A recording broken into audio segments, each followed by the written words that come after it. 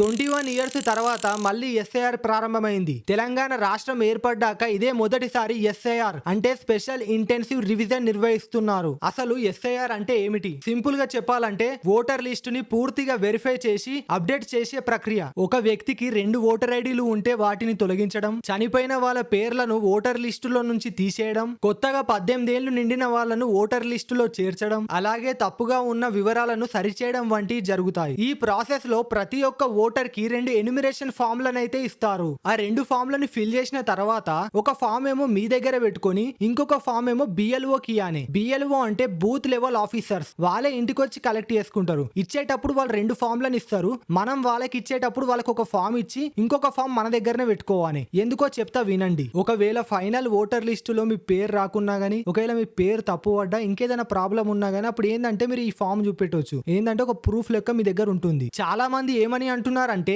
SIR పేరుతోటి BJP vote చోరీ చేస్తుంది అని అంటున్నారు. కానీ కాదు. ఎలక్షన్ కమిషన్ ఆఫ్ ఇండియా ఏమని అంటుందంటే 1951 నుంచి 2004 వరకు దగ్గర ఎస్ఐఆర్ మొత్తం 8 సార్లు నిర్వహించారంట.